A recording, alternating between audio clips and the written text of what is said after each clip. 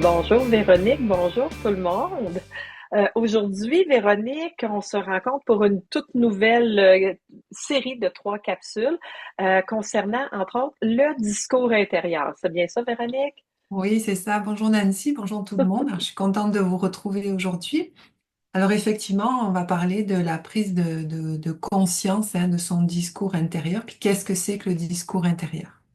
Parfait. Justement, ce que je trouve intéressant, on en a parlé un petit peu avant, Véronique, hein, c'est que comment ça vient, tout le discours intérieur vient influencer comment on va Oui. vivre les choses, hein, et à quel point ça passe à travers des filtres. Tu me parlais de valeurs, d'interprétation en fonction des événements qu'on a vécus dans notre vie. Puis même, tu vas nous parler aussi à quel point ça a un impact sur notre corps, hein, comment ça va évoluer à l'intérieur de nous sur notre corps physique. Donc, je te laisse débuter tout de suite, Véronique, et présente-nous ce merveilleux sujet. Alors, effectivement, le discours que l'on a, qui tourne en boucle, a une influence justement sur nos comportements, puis sur notre corps en lui-même. Ça, je vous le dirai un petit peu plus tard. Alors, l'être humain, il se parle environ 5000 fois par jour. Hein, on s'est rendu compte que l'être humain se parlait à peu près 5000 fois par jour et que 80% de son discours était négatif. Donc c'est énorme. C'est énorme, on s'en rend pas compte, mais quand on le voit comme ça, qu'on le met en perspective, c'est énorme. Donc en fait, le discours intérieur qu'on va avoir qui est négatif, ça va être toujours en lien avec je n'aime pas ce que je fais, je suis nulle, c'est difficile, je ne m'aime pas, je suis fatiguée, il pleut encore, je suis stressée. Tout ce discours-là, le problème c'est que OK, quand donc on les gens, commence dans une le fond, phrase, ils se dénigrent eux-mêmes. oui, oui, Ah, et c'est puis ça. quand on commence une phrase, le problème c'est que, le souci c'est que, celle-là, on le fait tous, je le fais aussi, et puis on a l'habitude de fonctionner, de commencer nos phrases comme ça. L'important, c'est d'en prendre conscience justement et de se dire, ben, là, j'ai une alerte, je suis en train de dire le problème c'est que, ça je l'entends beaucoup, même mes enfants le disent quand ils commencent une phrase, le problème c'est que, bon, alors comment est-ce qu'on peut faire pour remédier à tout ça? Et la plupart du temps, ce sont des phrases qui sont conscientes ou inconscientes. On s'en rend même plus compte de ce qu'on est en train de dire.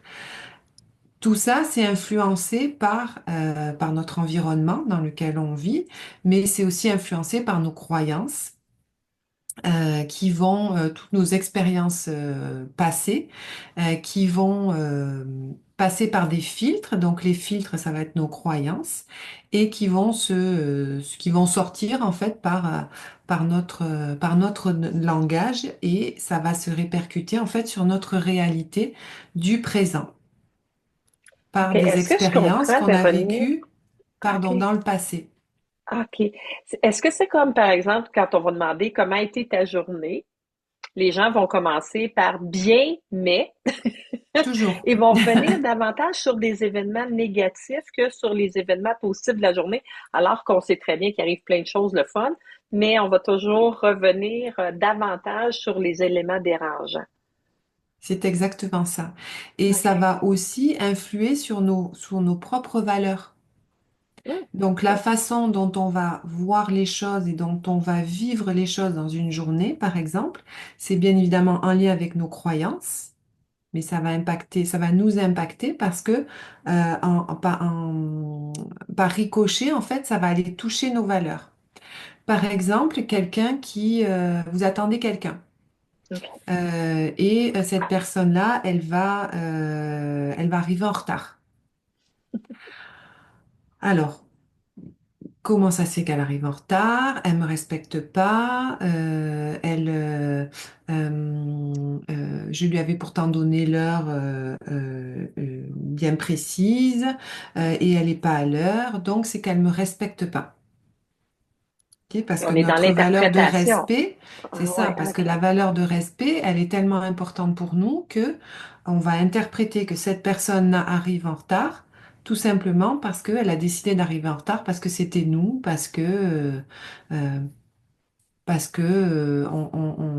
c'est comme ça, C'est elle comme arrive en retard. personnel, en fait. C'est Oui. personnel, on le prend vraiment pour soi. OK. Ça, c'est En parce que fait, c'est passé Véro, par un ouais. filtre. Ah, OK, ben, Ouais, j'ai une question par rapport à ça. En fait, est-ce que je me trompe si je pense que je vais interpréter par rapport à ma façon, moi, de faire les choses? C'est-à-dire que si moi, je me permettais d'être en retard, ça serait par manque de respect pour cette personne-là. Donc, je oui, vais lui donner la même interprétation que si c'était moi qui l'avais fait. c'est Donc, alors ça. que ça pourrait avoir un tout autre sens. C'est exactement ça. C'est parce que OK. c'est que si toi, tu as toujours eu l'habitude d'être en avance, puis parce qu'on t'a dit pendant ton enfance, c'est important d'être à l'heure, c'est important d'arriver même un petit peu en avance, parce que si tu arrives en retard, c'est que tu respectes pas la personne. Donc, ta croyance à toi, c'est que être à l'heure, c'est important parce que tu respectes la personne que tu vas recevoir ou c'est important d'arriver à l'heure. Donc, la personne qui doit venir te voir si elle arrive en retard, ben, c'est tout simplement pour toi c'est parce que elle te respecte pas. OK, donc, je vais Et projeter la même c'est valeur ça. sur cette personne-là. OK. Et on va rester là-dedans et on va avoir ce discours donc qui va tourner en boucle.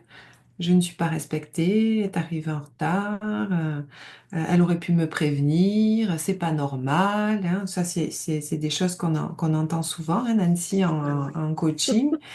Et alors que peut-être que la façon dont on pourrait prendre la chose autrement, c'est bon, moi je suis à l'heure, je respecte ma valeur, puisque moi ma valeur c'est d'être à l'heure, c'est comme ça que je suis. Ben, premièrement, prenez-vous un livre, parce que peut-être que si vous attendez 5 10 minutes, ben, regardez, lisez quelques pages de votre livre pour commencer. Et ensuite, peut-être que cette personne qui arrive en retard, elle s'est peut-être réveillée en retard, elle a peut-être eu des embouteillages. Il y a plein de raisons pour lesquelles les gens peuvent arriver en retard. Effectivement. C'est pas la peine de, c'est pas la peine de commencer à vous flageller et à dire que elle arrive en retard. Donc c'est là où on dit que le discours intérieur va influencer sur notre comportement, sur votre comportement. C'est parce que euh, vous allez avoir un discours intérieur tellement négatif que quand la personne va arriver, ben, vous allez être de mauvaise humeur. Parce que, pour toutes les raisons que je vous ai données tout à l'heure, vous allez être de mauvaise humeur et vous allez le transmettre parce on est tous énergie. Et vous allez transmettre votre mauvaise humeur de par les énergies, puis de par votre comportement que vous avez à ce moment-là. Ce qu'on appelle aussi de l'autorégulation, de la co-régulation, c'est-à-dire qu'on embarque dans l'énergie de l'autre, ce qui fait en sorte que si je suis hyper de bonne humeur, je risque de te rendre de bonne humeur, mais ça va Exactement, être contagieux, mais sinon le contraire, on sent la tension, puis ça a un impact oui, là, sur tout le reste de la soirée finalement. c'est ça. Puis on sous-estime beaucoup justement les mots qu'on emploie parce que les mots qu'on Mhm. emploie ont une énergie. C'est exactement ce que tu disais. Les mots ont une énergie. Je suis de mauvaise humeur, je suis pas contente, j'ai pas bien dormi. Vous voyez, mon visage, il le dit. Donc, alors que j'ai super bien dormi, ou même, j'ai pas bien dormi, mais je suis contente d'être avec vous aujourd'hui, donc ça me met de bonne humeur. Et tout de suite, j'ai le visage qui sourit, je souris, et donc mon interlocuteur en face va justement avoir le même type de comportement. Tout à fait. Est-ce que je me trompe, Véro, aussi, dans le fond, nos réactions vont être aussi en fonction de nos blessures? Dans le sens où mon discours intérieur va être alimenté par l'image même que je dois. Si moi j'ai très confiance en moi, si je sens que je suis une bonne personne puis que je suis aimée, bon ben à ce moment-là, je vais avoir moins de risque d'entamer un discours plus négatif que la personne elle m'aime pas ou je suis pas suffisante ou des choses comme ça. Exactement. OK, donc travailler sur soi revient aussi à changer son discours et son discours Ouais. revient à travailler sur soi, ouais. En fait, c'est comme une boucle, hein. Ouais. C'est que on vit, on a un déclencheur, on vit une émotion, on va avoir une croyance. Si cette croyance est une croyance qui est pas, qui est euh, euh, Aidante. limitante, qui n'est Ouais, pas, ouais. qui c'est une Mm. croyance qui est limitante, on va avoir un problème d'estime de soi, un problème de confiance en soi, on va avoir du mal à gérer nos émotions, hein. Donc c'est comme un cercle qui revient en boucle, Oui, oui, hein, oui. parce que je préfère dire cercle vertueux, mais ça, le cercle vertueux, plutôt que le cercle vicieux, hein. Mais c'est pour ça que toutes les deux, Nancy, on travaille justement à redonner confiance en soi, à changer son discours, à travailler Ouais, l'estime de soi. On travaille plein de choses aussi, mais en fait, c'est la base. Et quelles que soient les techniques ou les méthodes qu'on utilise, ouais, c'est justement pour changer ce cercle-là. Hein, ouais, oui, on a tous des croyances, oui, on a tous des valeurs, et tant mieux, c'est ce qui fait la beauté de la chose et qui fait que le monde est comme il est.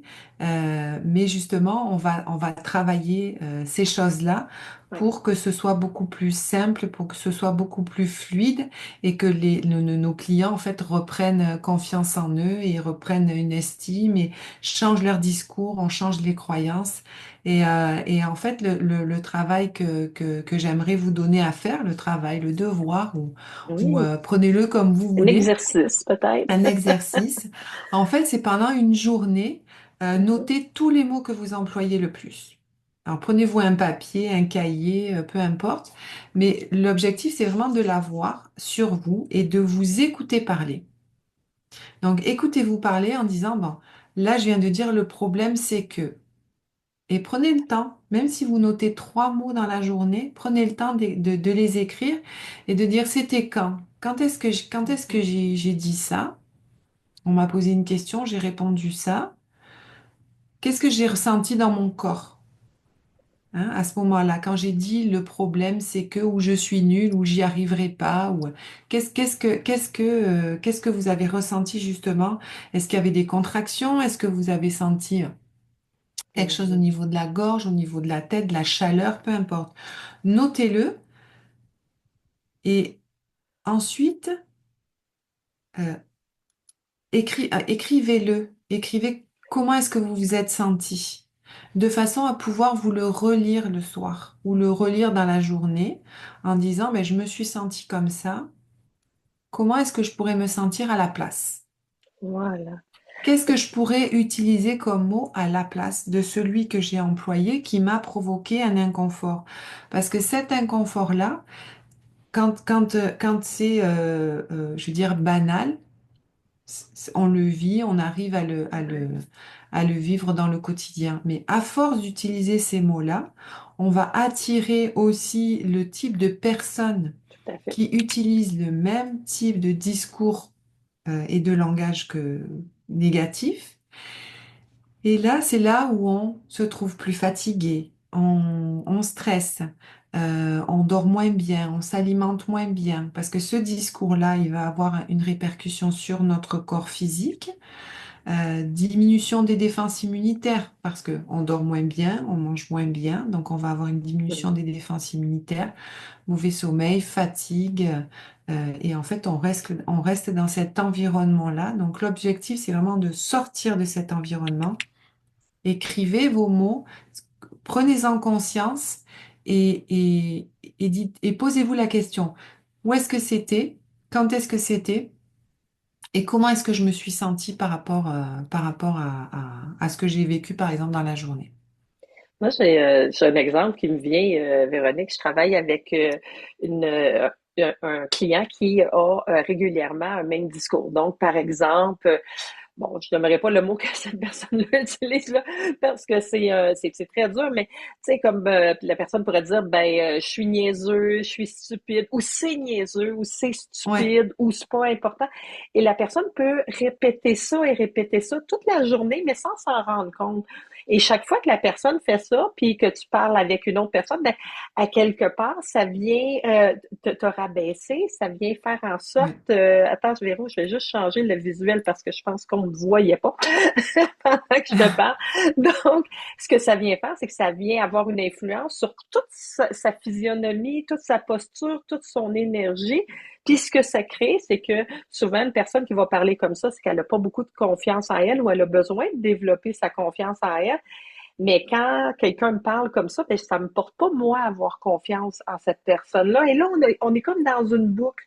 qui ne Ouais. finit plus. Mais si je change mon discours par la loi de l'attraction, si mon discours est confiant, mais je vais attirer de la confiance, je vais attirer des gens qui vont avoir confiance en moi, je vais attirer cette énergie-là aussi. Fait, ça a tout un Mhm. impact. Là, on tourne, soit qu'on tourne du bon côté, dans le cercle vertueux, ou dans le cercle, si tu ne tournes pas du bon côté, on appelle effectivement le cercle vicieux. Mais l'idée, c'est de Ouais. l'arrêter pour le repartir de l'autre côté. C'est ce que je Ouais. comprends, puis C'est qu'on vit toutes exactement les deux ça. vraiment beaucoup dans nos coachings, là. Faut Ouais. arrêter ça et le repartir. Puis on le repart soit par le discours, soit par les croyances, soit par la posture, mais à quelque part dans ce cercle-là, il faut reprendre le bon côté. Mais pour Ouais. ça, il faut l'arrêter avant de repartir. Ouais, puis juste pour terminer, ça c'est des choses avec Nancy, on vous dit, on vous donne des petits exercices à faire, mais ce qui est important, c'est vraiment d'avoir un échange avec quelqu'un. Alors peu importe que ce soit avec un coach, un thérapeute, un psychologue, peu importe, mais c'est vraiment le passage à l'action et d'en prendre conscience et de pouvoir en discuter avec quelqu'un justement qui fait que vous allez pouvoir cheminer beaucoup plus vite plutôt que de Tout à fait. stagner dans une situation qui est inconfortable. Le fait de se faire accompagner va faire en sorte qu'on va cheminer beaucoup plus vite.